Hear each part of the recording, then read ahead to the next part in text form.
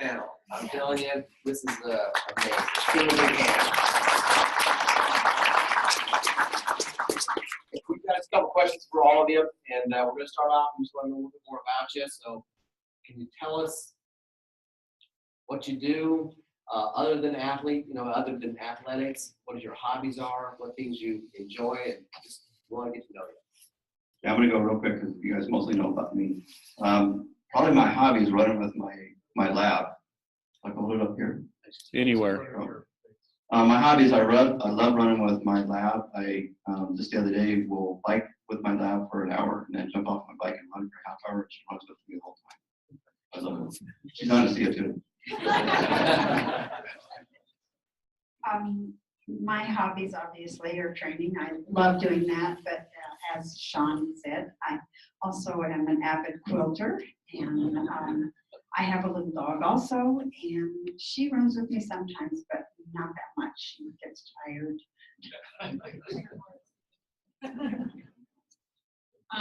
Something a little bit about me. I recently got married this year to my husband Andrew, who's here, and I typically do have a running mate. Unfortunately, I lost him in June. That was really terrible. But something else that I'm really into besides just athletics is, I guess it's still kind of athletics, but it's everything outdoors that is hiking, let's see, non-triathlon. Hiking, being on the mountain in the wintertime, snowshoeing. I'm hoping this year to attempt skate skiing for the first time, so I gotta check that out. I'll have to report if I have that. But anyways, I'll pass it on.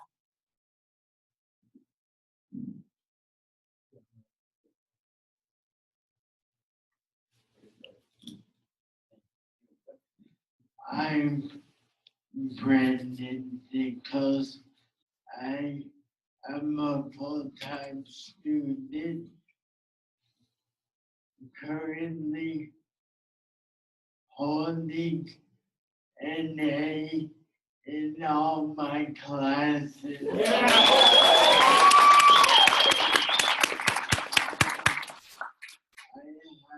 2 dogs, Yorkshire Terriers.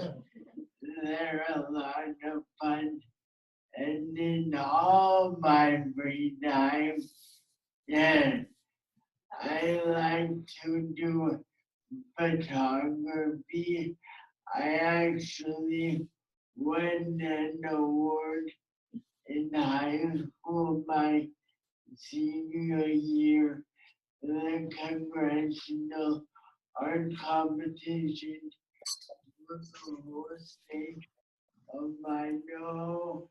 I took a picture of the police going down to Moscow, those wheat fields, and won me a trip to Washington and hung in the tunnel of the Capitol for an entire year.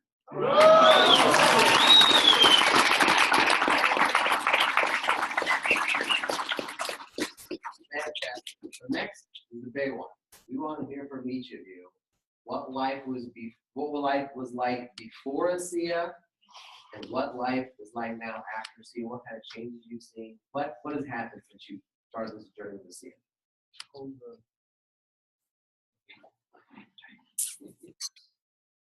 Well, as you saw in the picture, I was not in very good shape before I started on Asea, and life then was very, very challenging. I had been an athlete, and as I got older, I gained weight. My job changed. I was not able to train as much as I had wanted to or had done previously. And when I retired, I wanted to get back into life. I wanted to do the things that I hadn't finished doing, going to the World Championship in the triathlon at the Ironman and so forth were dreams that I wanted to fulfill. So after Asea, I found that I was able to train and recover and train and recover and do so much more than I had been doing. My recoveries were just amazing. Just as a brief example, and I was thinking about it this morning when I was coming over here. Monday through Friday last week, I swam a total of 10 miles. I ran 20 miles and I rode my bike 100 miles. And that's just in the last 5 days. The recovery is just amazing.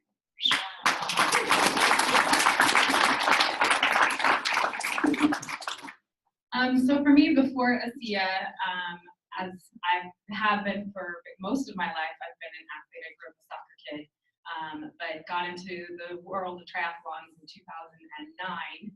Attempted my first one. Before that, I was just into running events. So I know what it's like to put in the training and deal with the chronic fatigue that you typically get, and the sore muscles and the pain, and then having to get up and still try and put in some more training was very difficult. Along with that, I work a lot. I actually work 2 jobs. So I'm a full-time dental assistant along with a part-time personal trainer.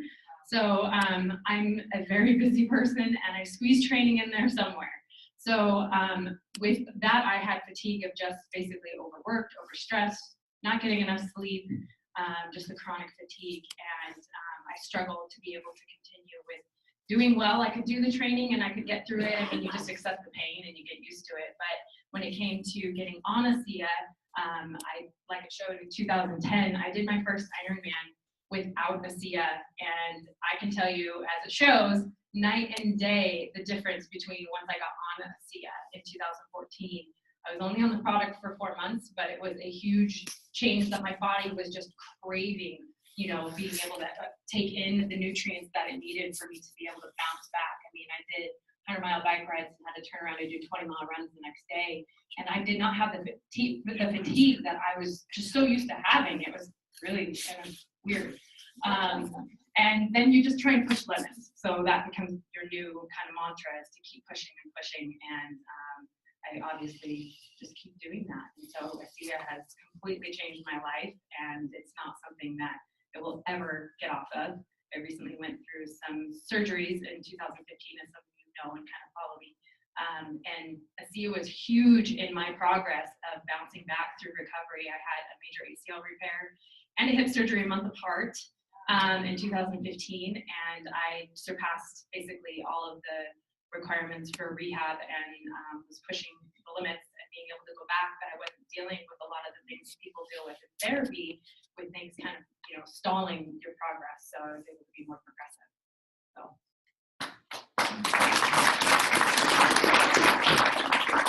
What she doesn't tell you, she just had surgery 2 weeks ago too. Oh, what? And look at her. 3 weeks? Oh, 3 weeks ago. Feels like 2 weeks ago. 3 weeks? Yeah, she had the surgery, and then she came and she started calling me that day. What should I do? What should I do? Calm down, rest. There is a part we call recovery. So it's pretty amazing. Some of you guys have heard my story, but 50 years old, Dr. Carl Smith, I went to one of his presentations, actually, Dave Keegan went by his booth. Let me correct that, sorry about that. Went by Dave booth at the Bloomsday race and saw the word science. And also, and being in the physical therapy field, I said, I need to take some information. But I was not real smart, as some of these other girls were. And it took me about 3 weeks to figure out, oh, maybe I should look at this material. So I started looking at the material. And at that time, I was getting ready to do my 18th Ironman. Falling apart, as these girls can tell you, and you probably too, is that it takes about 20 hours a week of training to do an Ironman. I was only maybe getting 5 hours a week of training. And I started taking the product after doing about 3 weeks of research. Talked to Carl Smith about, because he was a doctor, and he said, tell me what about this stuff. I went to one of his meetings.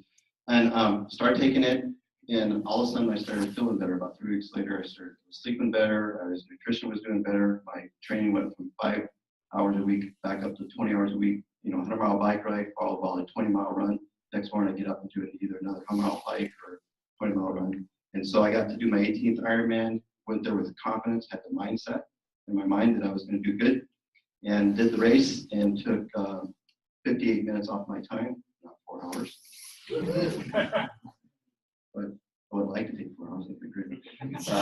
But I still had a great race. Usually after taking or doing an Ironman race, I got to take 2 weeks off. I was actually back training the following Tuesday, back racing a week later, and did 9 more races that year and did 9 personal bests that year. Yeah, 51 years old. This year, I just got done doing my whatever year I've been racing. I did 8 races in 12 weeks, and I got first in 7 of them. The only reason I got second in the other one by 20 seconds is I didn't take the product correctly. I didn't preach I didn't do what I preach. I didn't take the product correctly. I didn't eat correctly, and I paid the price. And the guy went past me about 100 miles or 100 yards from the finish line, and I learned a lesson.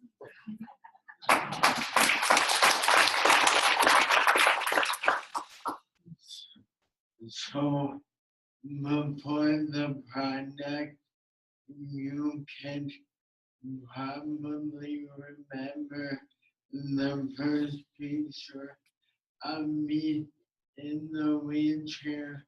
I was wheelchair bound, 100% max assist with everything, eating, bathing, toileting, the like, and about 6 weeks ago, I should tell you that we went to an Asea meeting. Shawn invited my dad and I too. My dad is a biochemist, and he totally understood the science behind the product. My mom still doesn't quite know. My dad was like, "We're getting you on this product." I'm so thankful because 6 weeks after starting it, I took my first steps.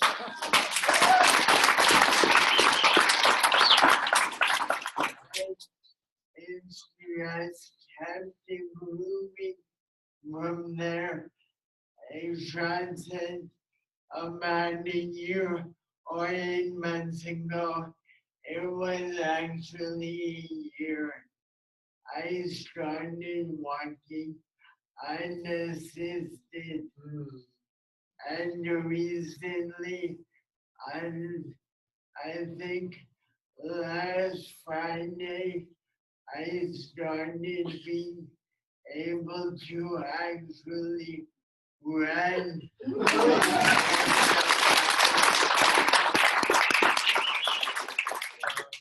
Great. Really appreciate that. So next we want to hear how you specifically use Asea and New 28 in your training and in everyday life. We also want to hear something that maybe other people don't know about you, so something unique to you. Okay, how I use Asea and Renew. I use Asea every morning, first 4 ounces when I get up. I have 4 ounces of Asea, and then as my day progresses, between and each workout that I do frequently, I will swim, I will run, I will go to the gym. Whatever I'm doing in between each one, I have another 4 ounces. So the amount that I use every day varies. I use the Renew on my face and on my legs where I'm fatigued, and I use it for any little, paper cut. After a long bike ride, it's great for saddle sores. You name it, I use Renew everywhere. Something that you may not know about me, my granddaughter had a traumatic birth of my great-granddaughter, and it was a devastating event. She was having a natural birth after having a cesarean the first time, and her uterus erupted, and she was rushed into surgery for a cesarean. The baby was without oxygen. The mother had severe damage and bleeding. The baby was basically destined to be a vegetable. And now she's a year old and she is making amazing progress being on Asea. She's just a year old. She is still learning to swallow, but she is tracking with her hands. And I think that's an exciting story, and hopefully I'll be able to say even more about her.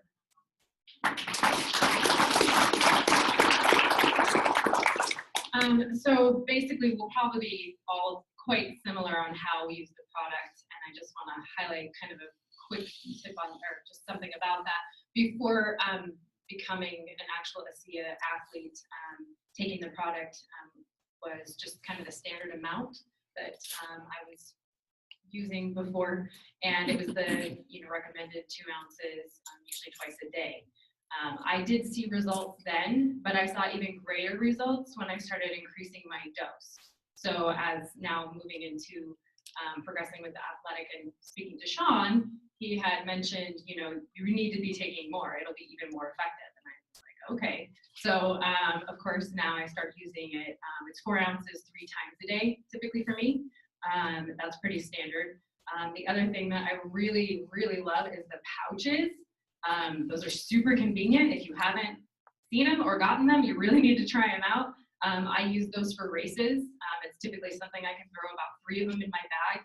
I'll drink one before the race, and I will typically, between transitions, chug some right in between. I take off for my next run, or even in longer distance races, I actually stuff them in my pockets.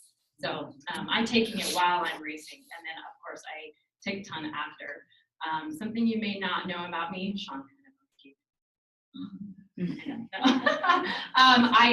I just recently actually came out of a 3rd surgery, and that was 3 weeks ago. I had to have another revision of my hip surgery. So the product works. That's all I gotta say is that I recover and rebound so much faster using the Renew 28. I use it all over my body. I basically use the lotion every single day.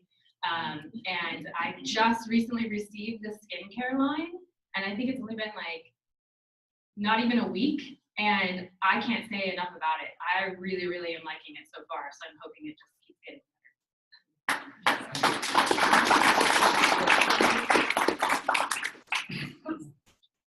Question. I take Asea 6 ounces 3 times a day, and I'll tell you why in a minute. And when I'm getting ready to do a race, I take it 30 minutes before a race because I get so darn nervous before a race that I can't take it 20 minutes. And sometimes I got to take it 45. So even though I've been racing for many years, I still get nervous at a race. There's not a race I get to where I don't get nervous. Some of these girls make contests are like, you don't even talk before the race. No. And then if I'm on the race course, I don't even look at them. They go, you don't even look at us. But, so I do take it 3 times a day, 6 ounces a day, or 6 ounces each time. I take the Renew in the morning when I get done with the shower. I'll put it on my quads and lats. If I'm getting ready to do a run, I'll put the Renew 28 on my legs to flush out the lactic acid that's being built up there. And that's one thing on the Renew 28. If you didn't know, it's 55% increase in blood flow. And when I heard that, I went, bingo, because us athletes, are constantly putting our bodies through high volume of workouts, and that burning, you guys get up and feel that burning, that's lactic acid buildup. And so if you can flush that out of your system, then you're going to perform at a much higher level. And that's what we're able to do on a daily basis. And as Michael said about how many cells we have to have, I do know about these girls, but if I'm going to a race, I want those, what did you say, 3 billion cells or trillion cells? Okay, I want all the cells clicking at the highest level they can when I'm in competition. Because if I have a next component is only clicking at 50%, then I'm going to go right back. What you don't know about me is in April of this year, I was out doing my hobby, running with my dog, stepped in a hole, and tore my meniscus. Of course, being, as my wife says, headstrong. The pain was there, and I'm like, I'm just going to keep working. It's going to keep going. Well, I end up having multiple stress fractures in my medial plateau of my leg. I went to my couple doctors that I work with, and they said, your career is over. You're done. They took x-rays and they said, we've never seen a knee like that. You're done, you're not gonna race. This was in April. And I'm like, you can't tell me that. I'm gonna see an athlete. And so that's when I started taking more dosage. As Michael said, one of his friends started taking increased, or it was the bicyclist gentleman, I just started drinking like crazy, drinking it. And I would tell you before that, they gave me injections. They gave me like cortisone injections. I have to admit, I went that way because I was desperate. I got on some medication. It didn't even touch the pain. It didn't do anything. And I went, oh, wait a minute. And I got up in the morning and there was a Asea bottle. I went, why did I just start drinking the whole thing? And I did. So I went back to my doctor a week before my first race. He took another x-ray and he goes, I don't know what just happened. Whatever you're doing, keep going. And that's the only reason I was able to race this year is I did that. So that's the secret moment.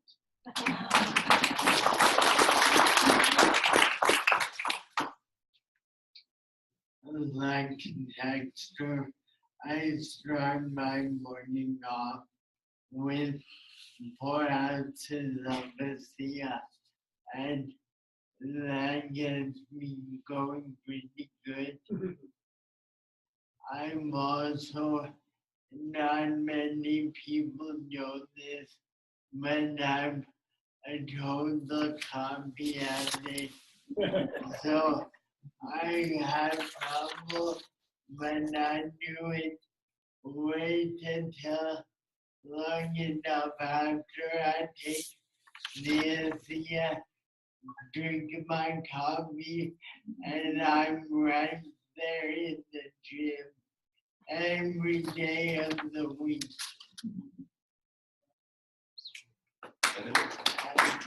Something we don't know. So, some of you don't know. Oh, he said the coffee does what you guys know.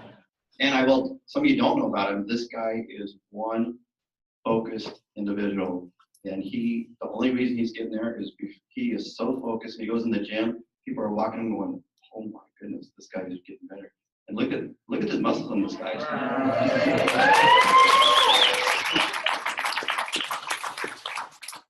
Okay, last question here. We want to know what motivates you, what drives you as an athlete, and also just any advice you could give us as an athlete to this group. What advice could you give us? What motivates me? Just getting up in the morning, living in this beautiful area where we live. I love to get outdoors, no matter what the weather is, and enjoy it. It motivates me to get up and get going. Also motivates me to do the races that I have planned. Everybody's season is over, but I have another race. I'm heading to Mexico in a week, and I'm going to do a full Ironman. And that motivates me to get up and get going. What advice do I have to everybody? Just follow your passion. Do the things that you enjoy, and set no limits on yourself. And I guess my motto is, don't let what you can't do keep you from what you can do.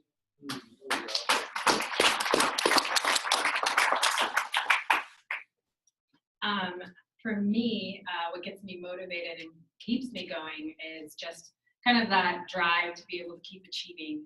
It's something that I've had instilled in me from a child, that you just never give up on yourself, and you just keep pushing the limits to see what kind of greatness you can achieve from yourself. And obviously in my athletic world, that's something that I just keep driving to do. I mean, I've had tons of hurdles along the way. Obviously, it keeps trying to knock me down, but I'm not going anywhere, and I'm going to keep fighting to come back, and I'm going to come back stronger and more focused and more determined. And setting races and setting goals is the one thing that really keeps me going. So sometimes when you don't have a goal that you're actually aiming for, you're kind of lost, and it doesn't help with that focus. If you're struggling with focus and you don't have that actual goal, and it needs to be specific. It can't be super broad, like especially in the business, I just want to make more money. It's not specific enough. You've got to really nail it down, and that's going to help keep you driven and keep that drive. Some sayings that I think are very, very powerful to me on the goal side is just, you need to aim for the moon, and even if you miss, you're going to land in the stars. So with that, just knowing that if you do something, it's going to change from where you're at today. So, we're huge on the athletic side of just trying to get yourself and keep you in motion. So just take a step. It doesn't mean that you have to, do an Ironman or do anything extreme. It just means change something today that you didn't do yesterday, and that's how you're going to achieve your goals and keep going. She's good. Kind of opposite of what Christiann said is that she, in her childhood, was given the opportunity to, with parents to tell her to strive forward. Mine was opposite. I came from a very abusive, alcoholic father who told me you would never be anything in your life. And I took that when I was age 7 years old, and he threw me up against the wall, and I broke my foot and said, you'll never be anything. And a week later, I went for a 20-mile hike with my Boy Scouts. That's when I made a change in my life. And it's been that way ever since.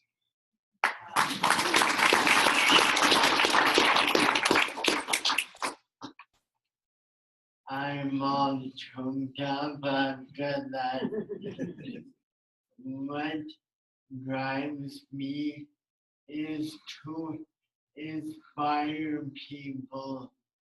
I am working so hard to come back from this devastating injury, and I'm doing it better than any